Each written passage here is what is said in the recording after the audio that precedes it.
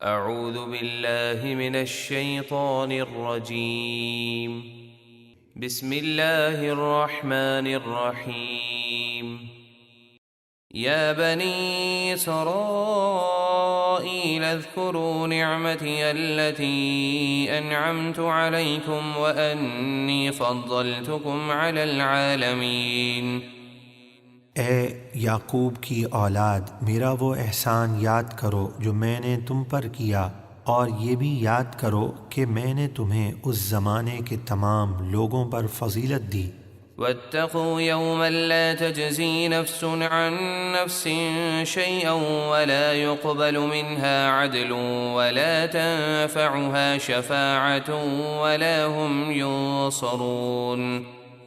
اور اس قیامت کے دن سے ڈرو جب کوئی شخص کسی کافر کی طرف سے کچھ بدلہ نہ دے گا، یعنی کافر کو کوئی بھی عذاب سے نہ بچا سکے گا، اور نہ کچھ مال وغیرہ لے کر اس کی جان چھوڑی جائے گی، اور نہ کافر کو کوئی سفارش نفع دے گی اور نہ ان کی مدد کی جائے گی۔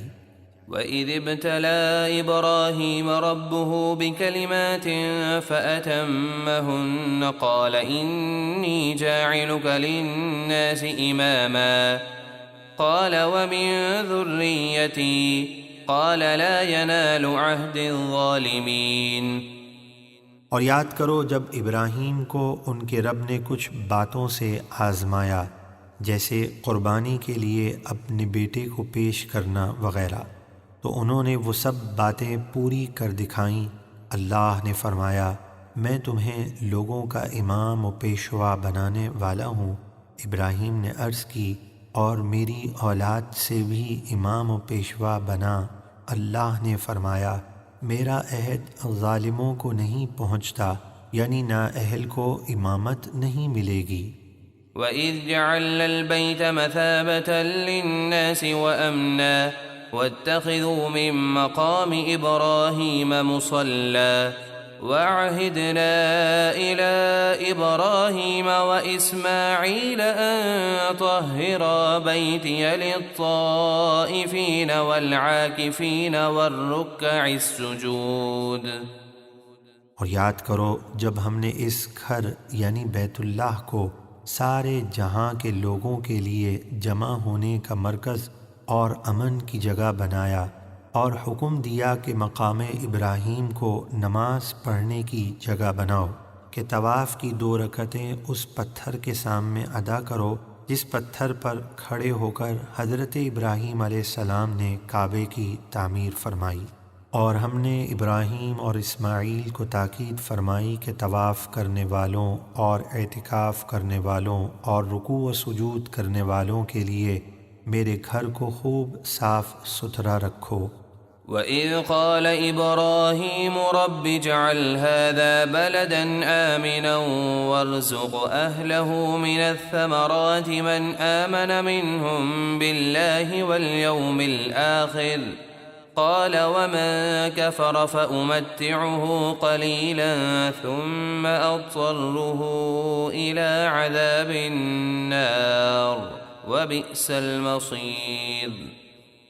اور یاد کرو جب ابراہیم نے عرض کی کہ اے میرے رب، اس شہر مکہ کو امن والا بنا، اور اس کے رہنے والوں میں سے جو اللہ اور آخرت کے دن پر ایمان لائیں انہیں طرح طرح کے پھلوں سے رزق عطا فرما۔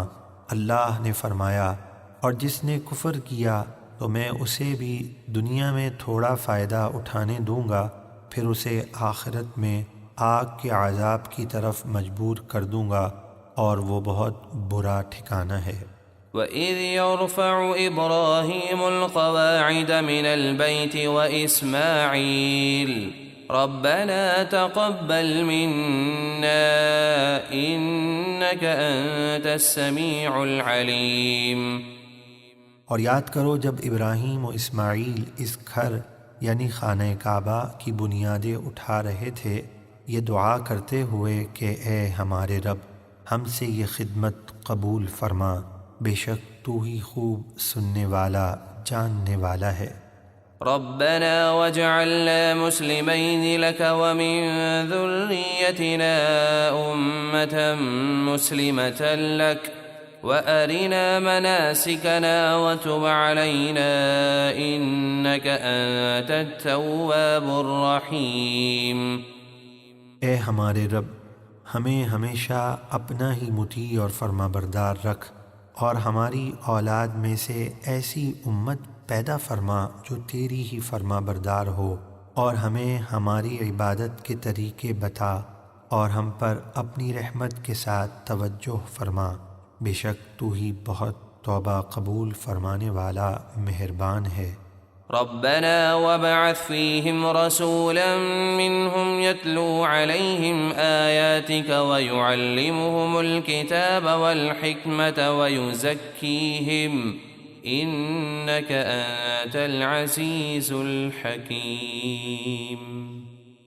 اے ہمارے رب، اور ان میں ایک عظیم الشان رسول بھیج جو انہی میں سے ہو، جو ان پر تیری آیتیں تلاوت فرمائے اور انہیں کتاب و حکمت یعنی قرآن و سنت سکھائے، اور انہیں خوب ستھرا فرما دے، بے شک تو ہی غالب حکمت والا ہے۔